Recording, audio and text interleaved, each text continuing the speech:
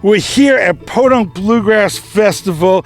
We're sitting here with Hodge, Hodge is extremely instrumental in helping to put the festival together before it starts, and we thought it'd be really cool to find out about how that's all done and what goes on. Hodge, welcome. Thanks for talking with us, and tell us what's going on. How does it all happen? Hey Scott, pleasure to be here.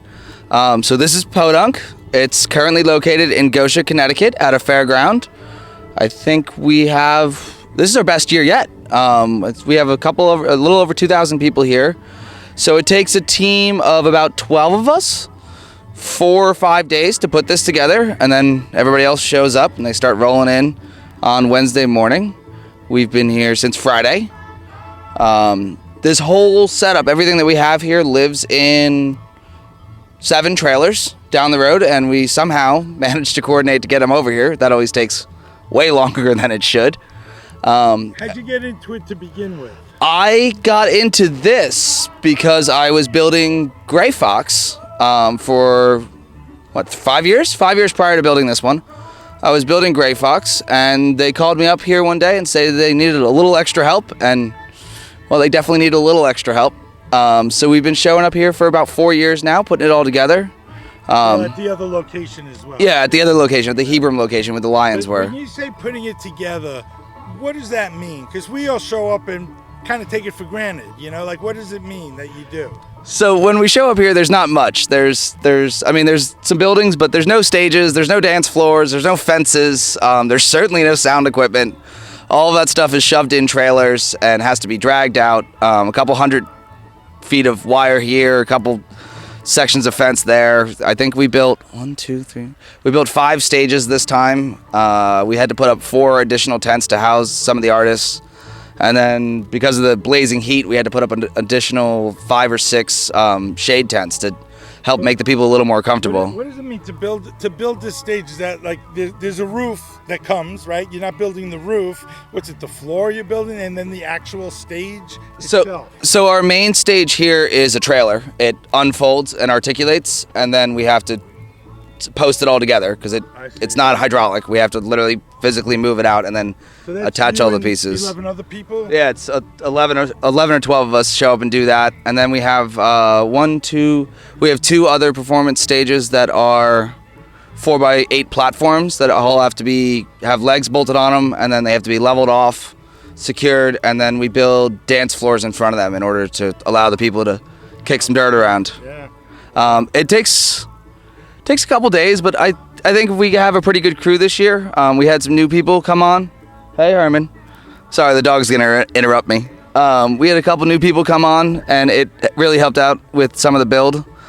I don't think it'll take as long next year. Hopefully we won't have to wait a whole year in order to do it again. But yeah, we have to put in all of the wires, all of the sound system, all of the stages, and then it all has to be secure enough for 7 or 8 people to stand around on and jump around and carry thousands of dollars worth of instruments onto. So the equipment itself is sitting in a trailer. So when you open it hasn't been looked at for a year. So like the mice could have got to it and stuff.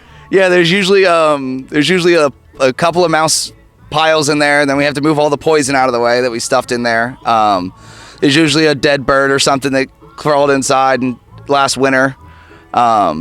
And then as you pull in stages out, all of a sudden you get plopped in the head with a mouse nest. But it just is what it is. We have to have all the stuff live somewhere, but it's a bit of chaos because we kind of just shove it all in when we're done and go, we'll deal with it next year. And then, well, Hodge, I know you from before, and I know what you do when it's not festival season, and that has something to do with this. So tell us about what you do. Yeah, in real life, I'm a master furniture maker, which makes this really enjoyable, actually, because nothing out here has to be perfect. It all just has to be functional. And as long as it's close to level, we'll go with it. Yeah, in my real life job, I have to make every single thing perfect all the time, and this is just has to be good enough for a 4-day party and a hoot and holler and good time. As long as nothing falls down and it's all relatively level, we're pretty excited. What's some of the things that you do day to day, like in the furniture making? Like what kind of furniture and who do you sell it to? Well, I have a couple degrees, but I have a master's in 17th century and 18th century furniture making. So we do museum replicas. We do a lot of modification of furniture that people bought and thought it was nice. And then 2 years later, all of a sudden things start cracking and breaking and twisting. So we straighten all that out, which usually ends up costing them as much as it did the first time. And then we do a little bit of refinishing. We try to avoid it as much as we can, but we build all custom pieces to deliver. There's no stock at DRH Furniture. It's just each piece is made as it's called upon. Some people. Where are you based out of? East Dorset, Vermont. We have a waiting list of a couple months right now because it's just me and Herman hanging out building furniture. So it takes us a little while to get it all done, but people seem to like the quality, so we keep building it. And so this is a walk in the park for you. Oh yeah, I could do this with my eyes shut. This is real nice. This is a relaxing vacation for me. Yeah, that's awesome. So what other festivals do you do besides? We build this one. We build Podunk, and then we build Gray Fox, which unfortunately because of the thing, we didn't get to do this year.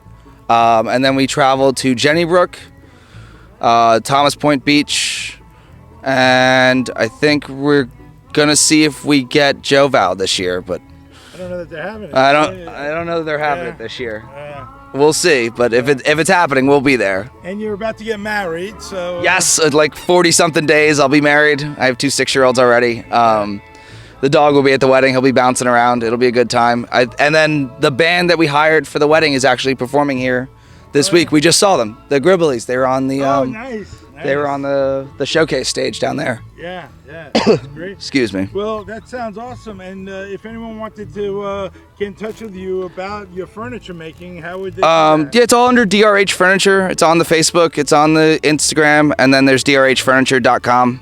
What does that stand for, DRH? DRH, Dr. Hodge. So my name's not legally Hodge. It's actually Eric. But there was a mistake made when I was 13 and we rolled with it. And because I'm kind of a wood doctor, we call it Dr. Hodge Furniture Making. If we can't fix it, you don't need it. And I know as well when about the TED Talks. Yes.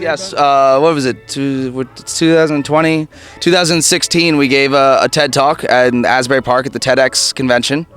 I think it was a little over 8 minutes, and it was the theme was identity. What you do is who you are. And Jesus, I'm 30, and I started when I was 15, so I've spent half my life being a carpenter.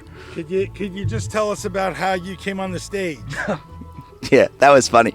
So 2 days before the TED Talk happened, I asked them if I could ride a unicycle out on the stage.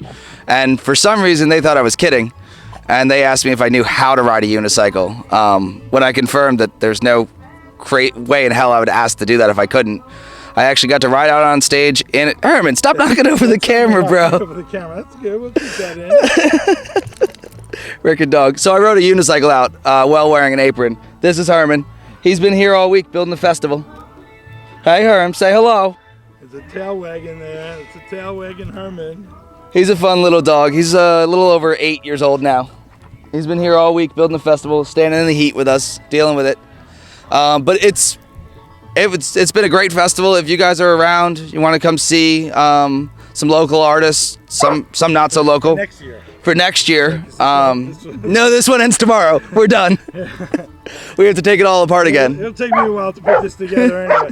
But what about, you said they just look up DRH? DRH. Is there a website? DRHfurniture.com. Okay. Great. DRH Furniture on the Instagram, on the Facebook, and then DRHfurniture.com. Hey, all right. Well, Herman, you're ruining my interview, bro. Oh, he said DRH. Don't you talk dog? All right. Thanks, Hodge. We'll see you. Thank you very much, Scott.